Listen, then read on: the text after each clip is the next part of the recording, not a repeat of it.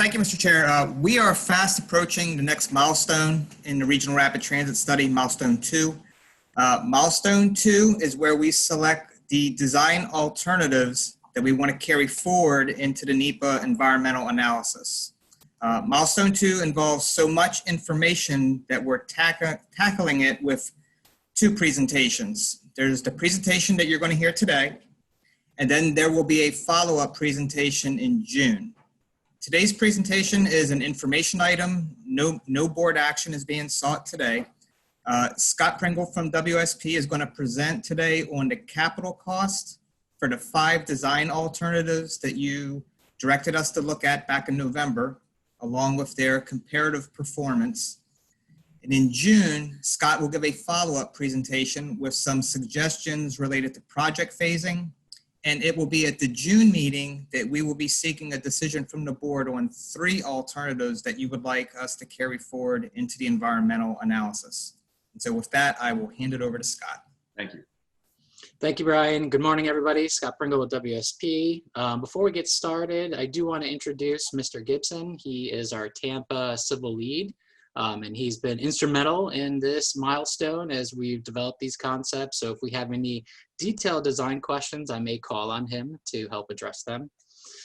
Before we get started, I just kind of wanted to start off this morning's conversation about, what are the types of project decisions that we're going to be making over the coming months? Because as you see, we are definitely going to start unrolling quite a bit of information as we get these details nailed down to each one of these different alternatives.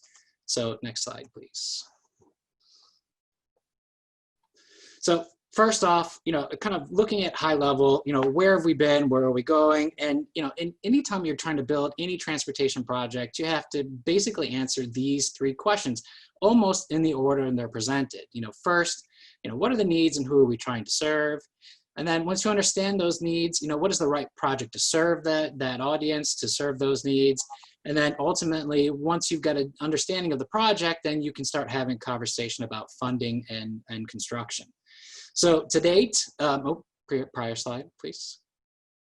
So to date, we've answered, a number of these questions. We do know that the project is focusing on getting those residents that are traveling to job centers within the region, as well as visitors and residents traveling to our regional destinations. So we've got that, who are the needs and who are we trying to serve, situated. The second question about the right project, sorry, Chris, I'll cue you, thank you. The second question about what's the right project, we've answered a couple of those elements. We know where the corridor is that we're focused on, which is the I-275 corridor, and we understand the mode, which is that freeway-based BRT system. But we do have 5 decisions that we're going to be focused on over the next several months. That is, what is the design of the project? What's the cost and performance of the project? Ultimately leading us to a conversation about funding, phasing, and partnerships. So with that, next slide, please, Chris. So when you think about these 5 ingredients, design, performance, cost, funding, and phasing, and partnerships, it's an iterative process. And to be honest, as we make decisions on any one of these ingredients, as any one of these project elements, it has a direct impact on the others. So a great example of that, as we make decisions on design, it's going to affect the project's performance and cost. And when we have decisions on cost, that's absolutely going to direct us and have an impact on the conversation as it relates to funding, phasing, and partnerships. Next slide, please. So this is just a kind of a scattered graph. It's a little cluttered, but what I'm trying to communicate here is that, we're going to be addressing each one of these 5 elements strategically over the next coming months. We just completed one of the major elements of the project in Milestone 2, where we've identified what are the major design ingredients as far as the interstate alignment. And as we go from Milestone 2 into Milestone 3, we have a little less focus on design because we're really going to start switching towards that environmental work that Brian mentioned. But then the design is going to ramp back up after we understand what the impacts of the project are, address those impacts, ultimately leading us to a very comprehensive conversation about funding, financing, and partnerships in Milestones 4 and 5. So with that, next slide, please. So again, just in summary, the things that we're tackling over the next couple of months, we've already talked about what the options are for evaluation for the RRT project. That was Milestone 1. here and today, as well as June, we're going to just talk about those alternatives that should be moving into the environmental work. So what is the alternatives that we should be designing for the project? Next, please. At the end of milestone 3, we're going to understand what the impacts of that project are so that we can have that conversation about costs and funding and how to actually build and operate and implement the project itself. So with that, next slide. So today we're going to talk about conceptual design and the cost for these alternatives for the interstate alignment and compare them to our baseline scenario. And I'm going to describe what that baseline scenario here is in a moment. Next slide, please. So I've shown these slides to the board both last month and in prior meetings. You know, and what we have is through an extensive amount of work working with the department. And I do want to take a moment and recognize that the District 7 staff and the TBNX team has been outstanding. We've spent a lot of time with them over the last 6 months, understanding how the transit project can fit into the larger TBNX program. So I do want to just take this moment to recognize that and thank the department personally for their support in moving that forward. What you see here is some ideas or design concepts of how to operate this transit service within Pinellas County, looking at a right side or outside transit lane on the outside shoulder. And the reason why I bring these up again is it is these design ingredients that are the basis for the cost information that I'm going to present to you in a few slides. So next slide, please. So this is the concept for running the transit service between West Shore and downtown Tampa. This is one of the more costly elements to our project because we are looking at constructing an entirely dedicated transit way and the inside median of that portion of the interstate. And we're designing it in such a way that it actually can be easily converted to light rail at some point in the future. So kind of laying the groundwork not only for the freeway BRT service, but making sure there's no throwaways at some point in the future if the decision is made to convert that to rail. Next slide, please. And we're looking at both options north of downtown Tampa, both inside and outside running transit lanes. And I know we've discussed this before, but I do want to take a moment and address the public comment we got from Mr. Rosa regarding graphics and sort of visualizations of our project concepts. We have actually been developing a very robust model to do just that, to start communicating these different design ideas. At least at a conceptual level, so that we can effectively communicate to the public, especially when we're talking about such a unique concept. That has been a struggle for the past several years in trying to communicate the pros and cons of this project. So with that, next slide. So this is the example of the model that we're developing. It is at the Waters Bird Street area. And you can see in the top right corner, this is the concept of having a platform that's on the outside of the interstate, immediately adjacent to the interstate, with great connectivity to the local street through either an elevator, ramps, or steps up to the platform, great operationally. The bottom left is another example of the corridor. And in this model, we have the ability to toggle through many different concepts, whether it's the median running concept, the outside running concept, or even looking at how the vehicle could operate if it was getting off the interstate altogether to make a transfer or make a connection to a station within the neighborhoods and in the community. And the bottom right is actually an image of a station platform in the median of the interstate if we did do that median running element. So we plan to use this in the coming months for our public outreach. I have the ability in live meetings to actually fly around the model and respond to questions in real time, but we also are able to take video snippets from the model and use that, and we're going to start posting some of those to our website. So with that, next question, or next slide, please. Thank you. So the next few slides, I'm going to start talking about the cost and design and performance of those costs, all in comparison to our alternative one, to our baseline. So our baseline is just this. It's an express bus service running from St. Pete all the way up to Wesley Chapel along the entire 41-mile corridor with no investment from a transit perspective in the interstate alignment. Now, there are some investments the department is making that would benefit transit, but for the project costs, there's no alignment costs associated with this baseline scenario. We do have some minimum investment at station areas, but we are going to recommend to move this into Milestone 3 next month. The reason for this is that it's important to always have that low cost alternative as a point of comparison for any of the recommended alternatives that we're moving forward through the process. So with that, next slide, please. So next month, we'll be asking you to pick 2 of these 4 alternatives. So you got alternative number 2, which is what came out of the RTFP planning phase. Alternative number 3, which provides dedicated freeway BRT up to Pasco County. Alternatives 4 looks at freeway BRT dedicated across the Howard Franklin Bridge. And number 5 puts all those ingredients together.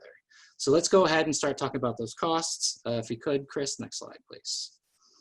So on this slide, what you're looking at in the top row where it says RRT costs, this is the alignment costs along the interstate that the RRT would have to absorb in order to implement this service. The second row is based on that coordination and all the work that we've done with TB Next, is the potential investment that could support our project that can be included in the larger TB Next program.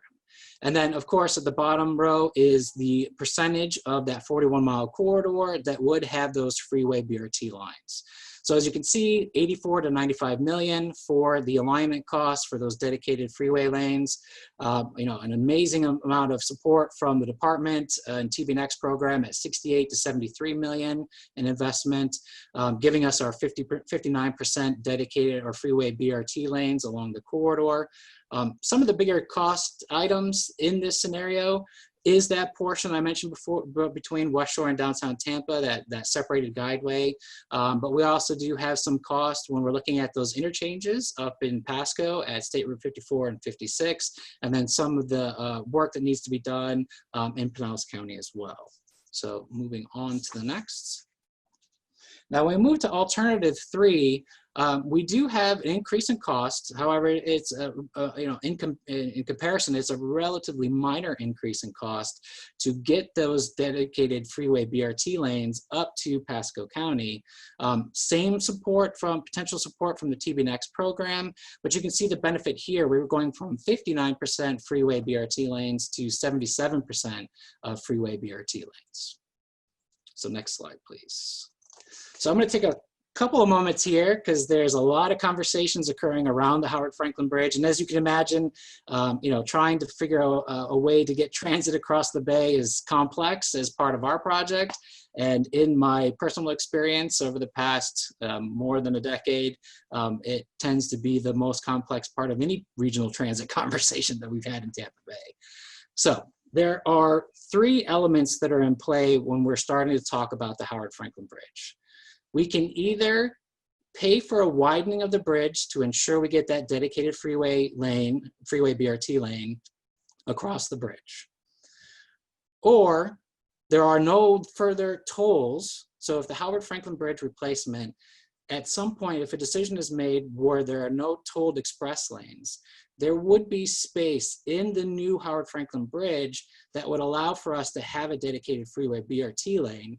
But because the toll lanes are part of that recommendation, there is physical separation between the general purpose lanes and those tolled express lanes, which puts us in a situation where we don't really have the space available for a dedicated BRT lane, with the exception of potentially using the shoulders of the express lane envelope.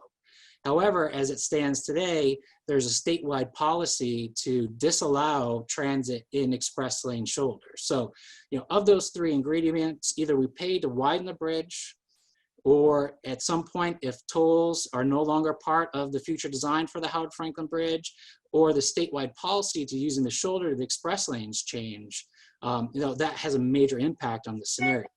So what we're assuming is that because we know the toll lanes are going to be part of the Howard Franklin Bridge replacement as it stands today, and that policy still exists. We are not allowed to use the shoulder of the express lanes, putting us in a position, at least for Milestone 2, to to consider the cost of a bridge widening, which is approximately $175 million just for that bridge widening. It's a significant cost to get that dedicated lane, and that's why you see that number there at the top increase.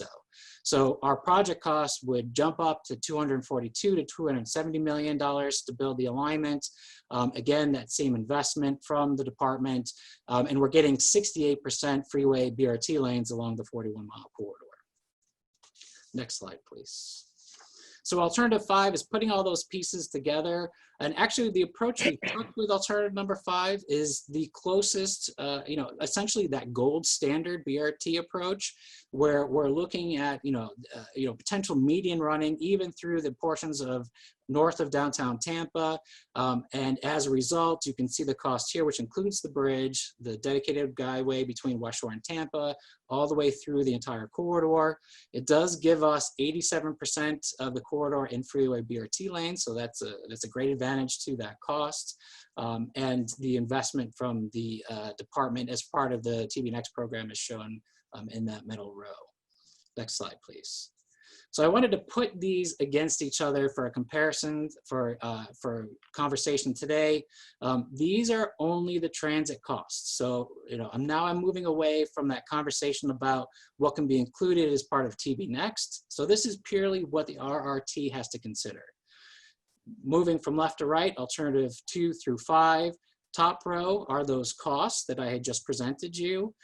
The middle row is actually our capital cost for stations. This does not include our fleet or our maintenance or operations.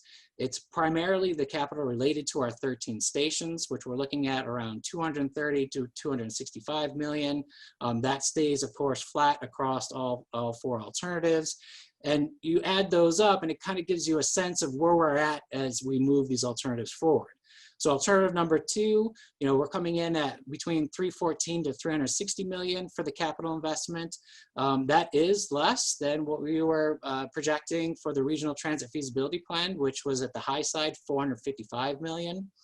Alternative 3, again, we get that bump in percentage of freeway BRT, but in the cost, you can see here, nominal increase about 321 to 367 million for that alternative.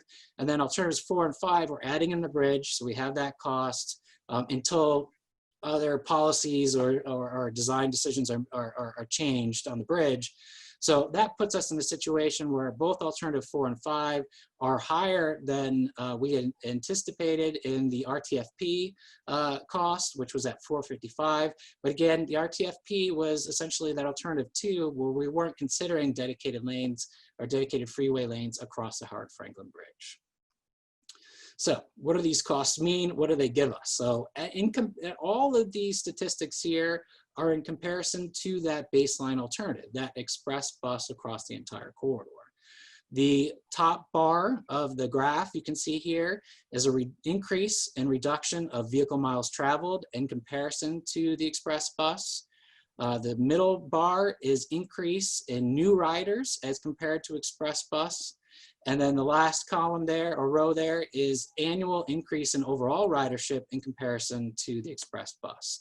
So kind of the idea is here, if we're making this investment in those freeway BRT lanes, what is the benefit of that? So alternative number 2, we're seeing over 100% increase in reduction of VMT, a big jump in those new riders, those choice riders, by providing that 59% freeway BRT space, and then almost 40% annual increase in ridership.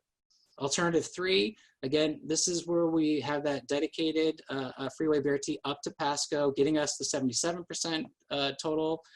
You can see the jump there, another almost 75% reduction in VMT, so 175 as compared to the express bus, 105 to the new riders, and then almost 60% increase in ridership as compared to express bus. Now we get to alternatives of 4 and 5. Again, this is where we start talking about those costs for the Howard Franklin Bridge.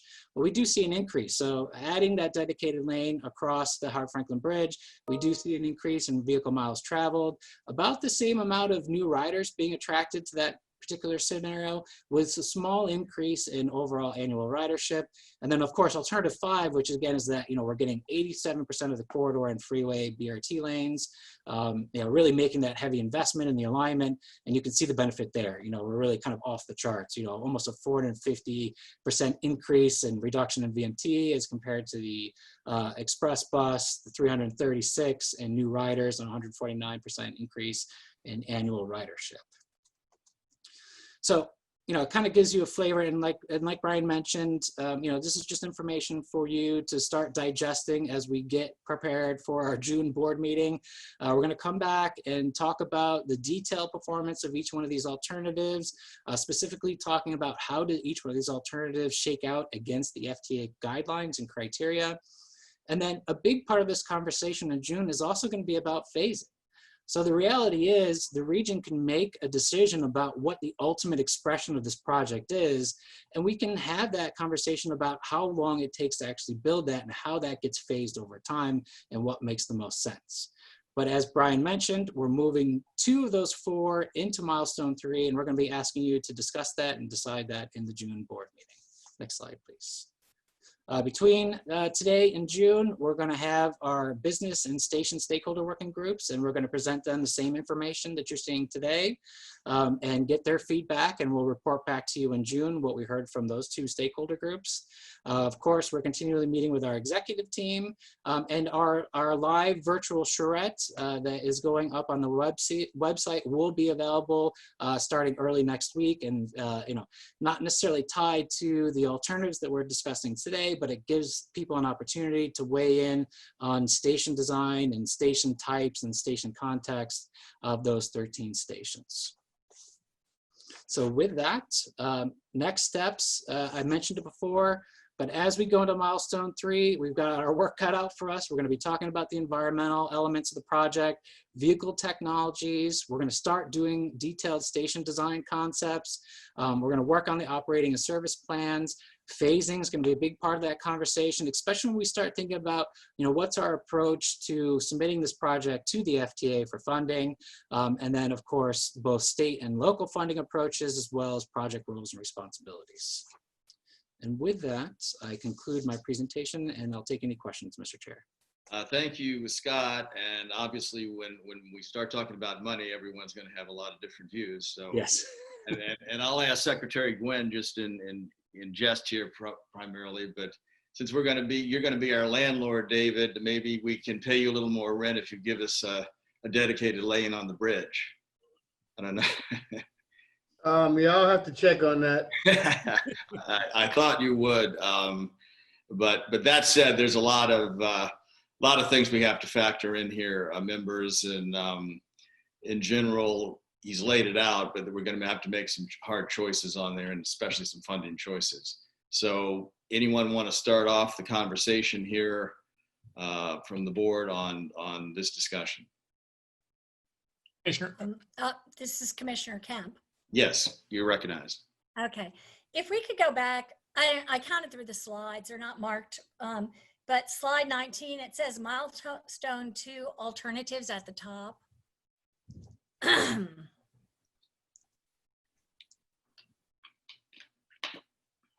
At the top or at the bottom? Sorry, Commissioner. Oh, maybe it's at the top, and oh, no, I guess it's at the bottom. Yes. It's the one, yeah, that one. Thank you.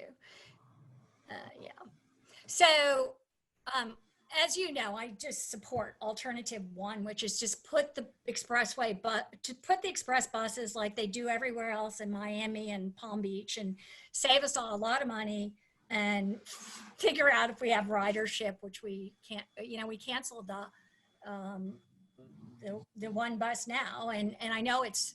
I looked at the ridership for the 100X and the 300X in Pinellas, which is, been nine people per bus over a 3-year period, and that was the high peak, and 7 people on the other one, an average. But anyway, let's go back to this. The preliminary transit alignment costs at the top, which is a changing cost. So is that a cost that is going to just be paid by DOT?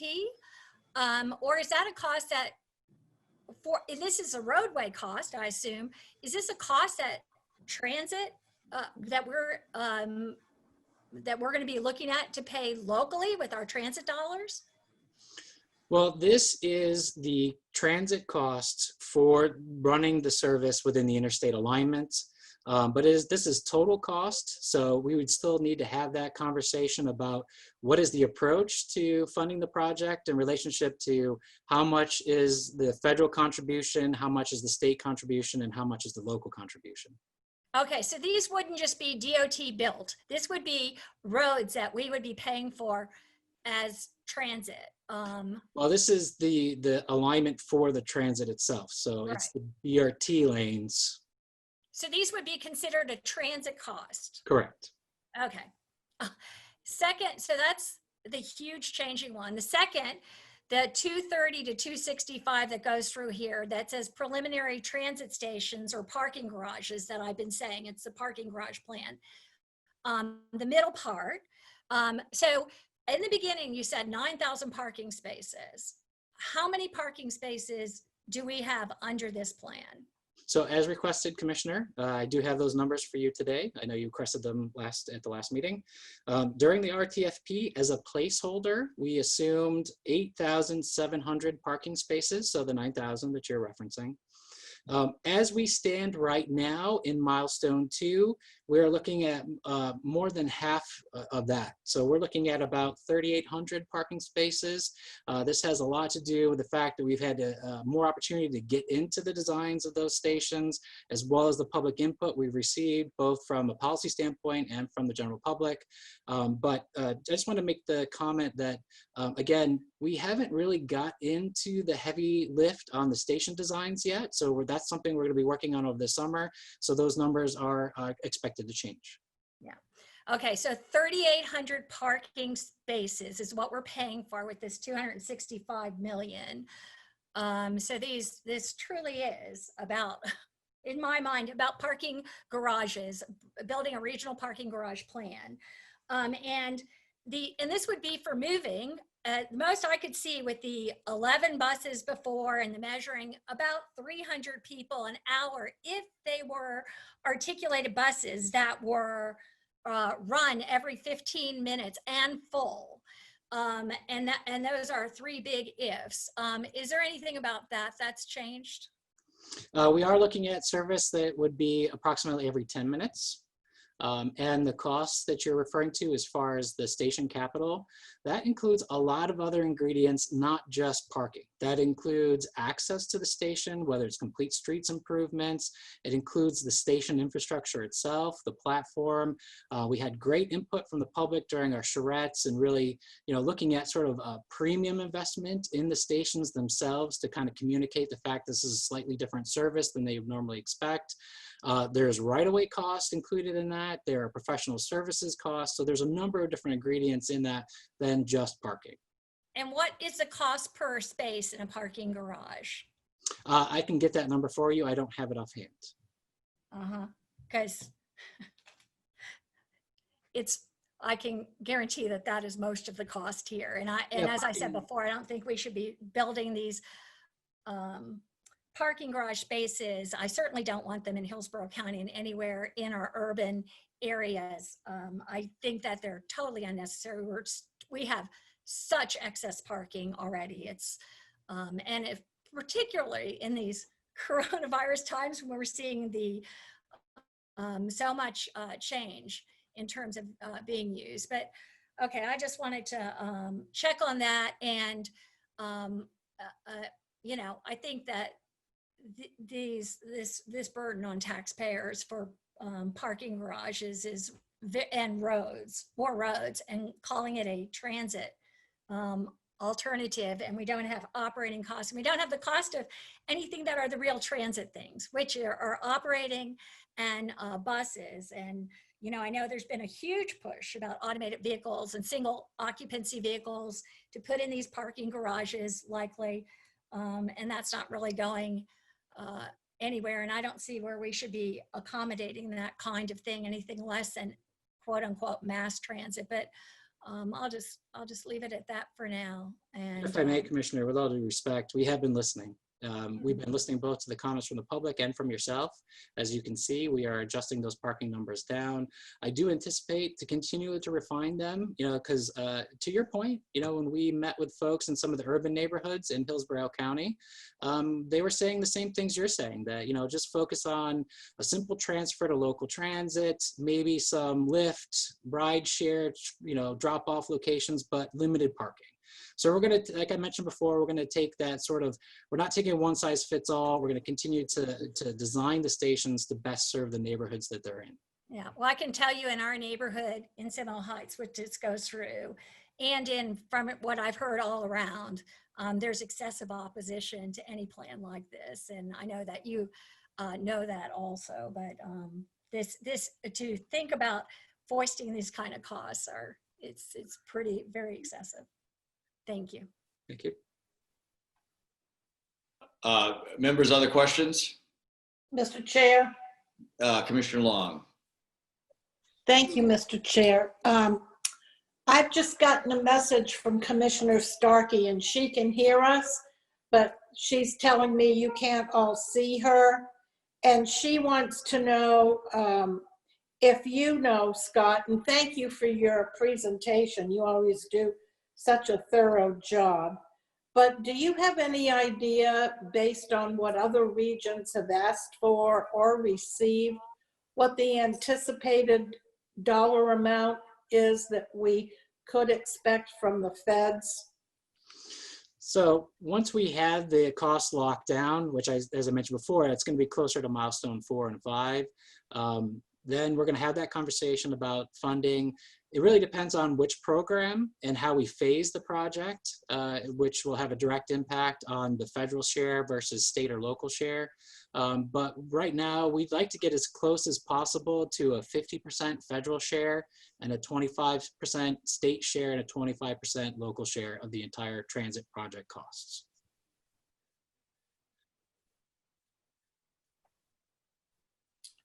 Well, all right then. She said, thank you. You're welcome. Thank you. And one thing I would add, and I wholeheartedly concur with Commissioner Kemp, that we need to de-emphasize automobiles in this entire paradigm here, because the world is moving away from that. And especially with COVID, it is very important to do that. And on the flip side of that, though, I think that since the inception of TBARTA as a new board, we have strived to have as much dedicated lane for our BRT, knowing full well that that would attract more ridership, and better transit opportunities around this whole area.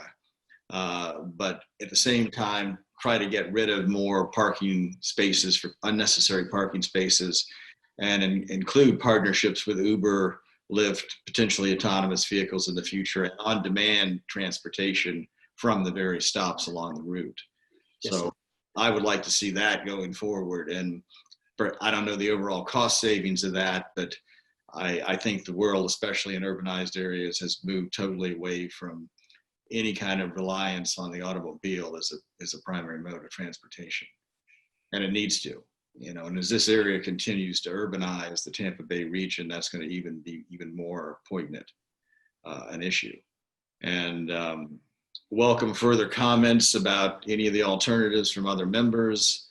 I know we're going to be faced with having to vote on this, and it would be good to get some kind of consensus, but I sense there may be some discord among the different counties, and we need to really start addressing those sooner than later. So Commissioner Kemp, I appreciate your reflection of Hillsborough County and Karen and Janet and then others from the various counties, comments on your guys' perception of the different alternatives here. Anyone wish to comment on that now?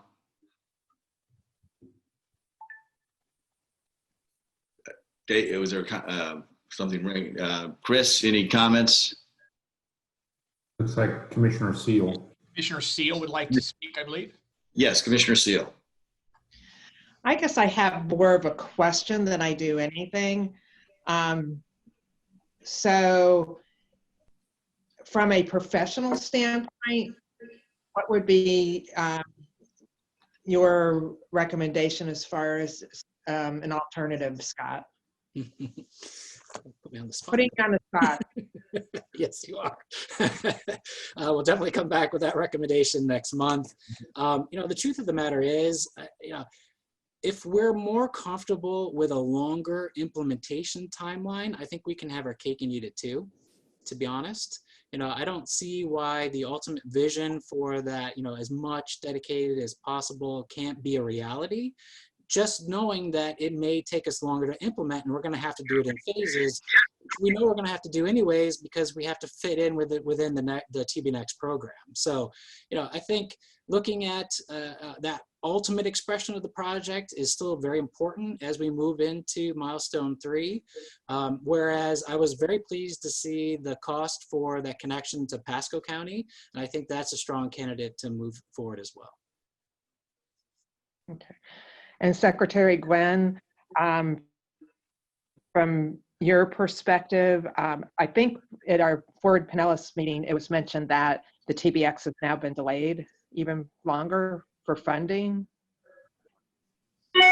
No, we don't have any delays in our funding at this point in time. I'm not saying that there may not be in the future, but right now we're still on track for what was in the existing work program. Okay, so what year would that be? Well, there's various projects. Of course, we've let the Howard Franklin Bridge project, so it's already under contract, as well as the Gateway. We have in this year coming up, or the next fiscal year starts in July, we have the piece from I-4 North to Hillsborough Avenue. We have the West Shore interchange in fiscal year 24, which would be summer, fall of 23. And we have the piece of I-275 from the Gateway South down to downtown St. Pete that would start in 24. Okay. So also, Secretary Gwen, if we were looking at alternative 4 or alternative 5, since you've let the Howard Franklin project, how difficult would it be to add an additional lane at this point? So we've had several conversations about this, and it really depends on what you mean by adding another lane. If you actually add a lane where it's similar to what you would look in a light rail scenario, you would have to widen the outside of the bridge, similar to what we would have to do if we put light rail in order to put the displaced lanes back. What we had talked about as a kind of a fallback scenario, we still support and feel that running the buses in express lanes is a viable option. It's proved viable in South Florida. The concern that was raised to us is what happens if at some point in the future the legislature either caps the tolls on managed lanes or eliminates managed lanes tolls, where you would basically, if we ended up in a situation where we would have congestion in the managed lanes. If that were to happen, there's room on the bridge that we could restripe and provide a shoulder for them to run in if we could change our policy, and that was the desire. So those are the kind of the things we had looked at. I would hope that widening the bridge would be something that would be a last resort, as opposed to trying to do something within the existing envelope of the bridge. But I'm also very hopeful that and optimistic that with 2 express lanes in each direction, that we'd be able to manage that traffic such that the express bus, the bus would never have congestion and could get across the bridge where there's no stations, there's no traffic entering or exiting, could use express lane efficiently inside the Howard Franklin Bridge corridor. And then when we get to either side of the bridge, we transition back into that exclusive lane if that's the plan. Okay, well, thank you very much. And then finally, this is for Scott. on alternative 5, I just can't get over the increase in new riders and increase in annual ridership. I mean, that's huge. And And that's what, is that through modeling, or how do you attribute that? so we are working through the FTA for ridership forecasting model, which is called STOPS. That's where the information is coming from. And that percentage difference is in comparison to the express bus. So if, you know, we're comparing all those statistics or all those alternatives against the express bus, so that percent increase is, you know, that baseline scenario, we're getting a certain amount of ridership, and with alternative 5, you can see the increase in new riders and annual ridership as compared to the baseline. Okay, so in other words, you're comparing it against alternative 1, which Correct. is just regular express buses. Correct. Okay, thank you. You're welcome. Other questions? Mr. Chair. Yes, Rich. Scott, thank you, Mr. Chair. Scott, first off, good briefing. Only one recommendation as you present the briefing. Slide 19 and slide 20. Slide 19 gave you the options. Slide 20, I should say the cost options. Slide 21 gave you the benefits. I think you need to find some way to put that on the slide together. In other words, let's look at the cost and then the benefits, and I think that would resonate a lot more, because Commissioner Seal just mentioned, I noticed that slide 5 jumped, or option 5 jumped up tremendously in terms of ridership and all. At first, when I was looking at those options going through my head based on costs, I thought option 3 was a very viable option. But then when I saw 5, I'm like, holy mackerel, we've got a huge increase in ridership, which means we're getting cars off the road. So I was just thinking, as you go through the slideology here, 19 shows you the alternatives there. And if you go to slide 21, it shows you the benefits of those alternatives, which I think they should be, okay, slide 20, I'm sorry, slide 20. Somehow, if you can put them both on one slide, I think it would resonate where people won't have to keep hopping back and forth. It's just slideology. And I'd like to see the cost and the benefit boom right in front of me. So.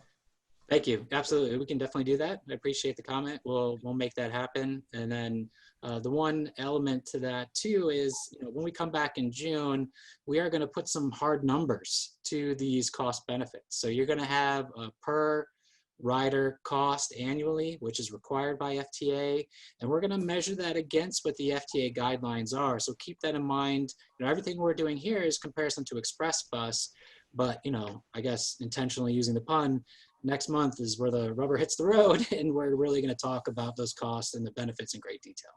Okay, you beat me to the punch, so thank you very much. I was going to ask for a little bit more specific costs. So thank you, Mr. Chair. I'm all done. Thank you, Rich. And one follow-up question I had, and Scott, either you or maybe Secretary Gwynn can answer this.